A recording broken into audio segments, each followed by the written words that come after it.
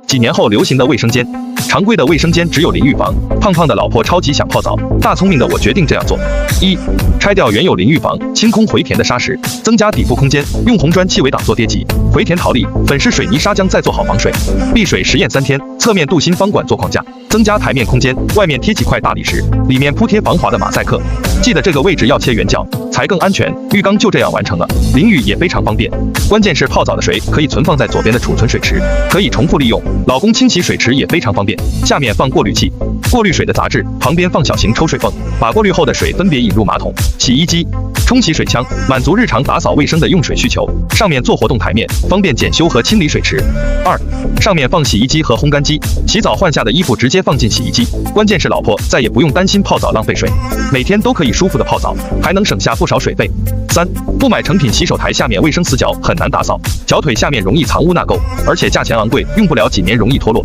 关键是洗手盆侧面靠墙处贴布严实，打胶处容易发霉发黑，不如用镀锌方管做框架，中间再焊接一条短的，底部用角铁三脚架做支撑，再找二舅妈借石块买几个膨胀螺丝，把它狠狠地固定在墙上，上面再盖上几块大理石。悬空洗手台实用颜值高，关键是老公打扫卫生更省力，就算老家的大水牛在上面也压不塌，上面放个台上盆，瞬间就有高级感。不装台上不能动的水龙头，后面全是卫生死角难清洗，而是把水龙头安装在墙面，一定要安装可拉软管水龙头，老婆再也不用再去外面洗头了，实用卫生好打理。4、不安装推拉门，关不严实，异味很容易飘出去，而是安装铝合金平开门，经久耐用，关键是密封性好。5、常规卫生间马桶都是竖着放，过道瞬间就变窄，关键是后面全是卫生死角，超级难打扫，不如用镀锌方管做3面框架，中间竖着焊接几根短的，记得提前固定好水箱，外包几块大理石做围挡，好看又耐用。关键是增加了台面空间，安装壁挂马桶，水箱上做活动的大理石台面，冲水按钮面板可拆卸，方便下水管检修。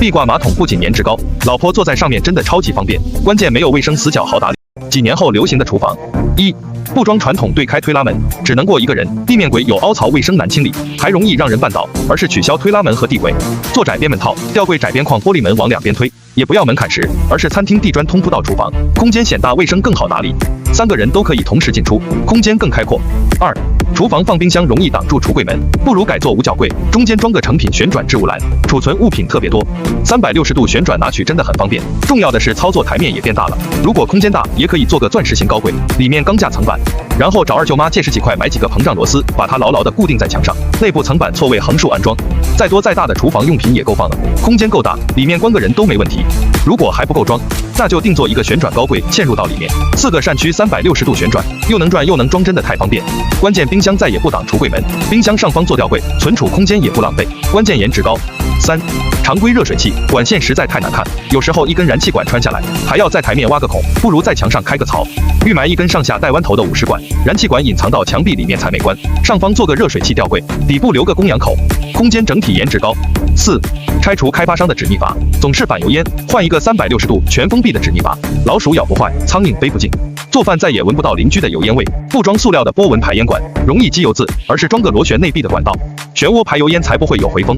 卫生间18不装：1、地面一定要2次排水，扇形排水槽，引向最低点，保证100年不漏水。2、不装 T 字形3通，冲水受阻，超级容易堵塞，而是装 Y 字形3通，马桶冲水100年不堵，一定记得支管要往上装，水才不会返回。3、不用建筑垃圾回填沉箱，楼板挤压有空鼓，容易造成防水层与排水管破裂，而是用红砖砌格子，再填充陶粒，质量轻，楼板无压力。4、水管电线不走地面，维修的时候要砸开地面才能进行维修，费时又费钱，而是走顶面能够及时发现，维修起来也更方便。5、墙面不贴300×600的小瓷砖缝，多显廉价，空间感更小更压抑，而是600×1.2米瓷砖竖着贴，高端大气上档次，记得地砖和墙砖要对缝才美观。6、不装落地洗手台，下面藏污纳垢，真的不好清理，而是装这种悬空25公分的洗手台，好打理，关键颜值高。7、不装悬挂式马桶，虽然颜值高，维修只有一个小口子，真的很不方便，关键是冲水力度不够大，而是选择虹吸冲水马桶，维修换配件超简单，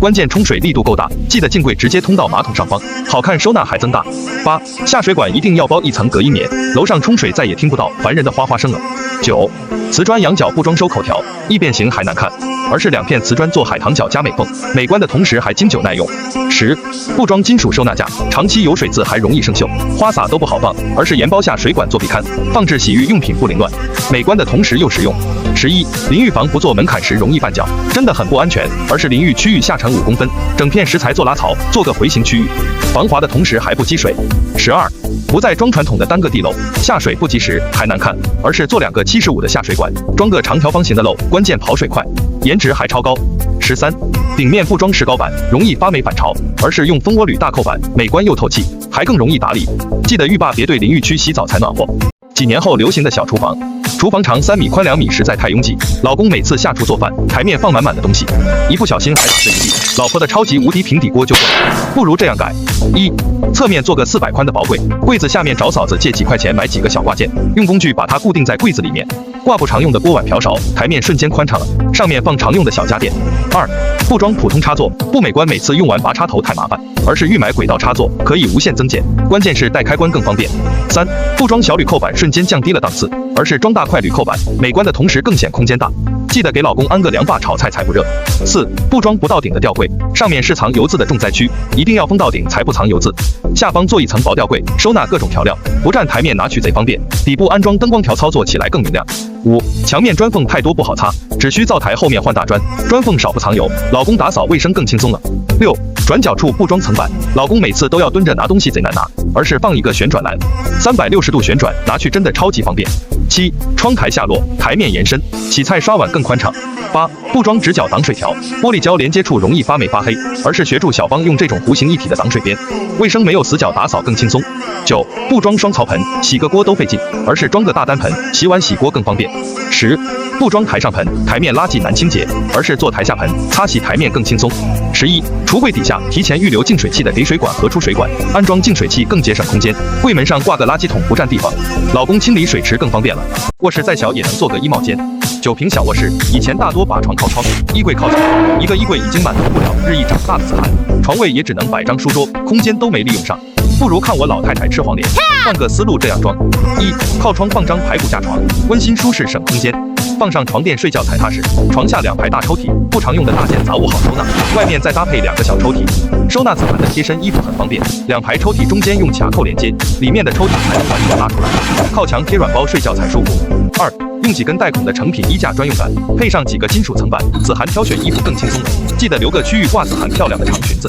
上面储物空间也不少，这容量我都佩服，在败家的子涵都够放了。2边假墙做个段，里面墙面贴块镜子，照出子涵的绝世容颜，拉上帘子就是衣帽间。门后增加一组储物柜柜，一边收纳爱学习子涵的课外书籍，一边收纳子涵心爱的立派和骨子。3. 床头非承重，墙体掏个洞，嵌入壁龛做收纳，开关插座装床头，手机充电不用愁，连床头柜的钱都省了。4. 外侧靠墙做地台，下面做2个小抽屉，一边放满子涵爱吃的小零食，一边放满二舅妈送的100万英镑，放上松松软软的垫子就是舒服的沙发。靠墙做满墙书柜，搭配灯光，子涵的各种学习书籍全放下，关上门有颜值。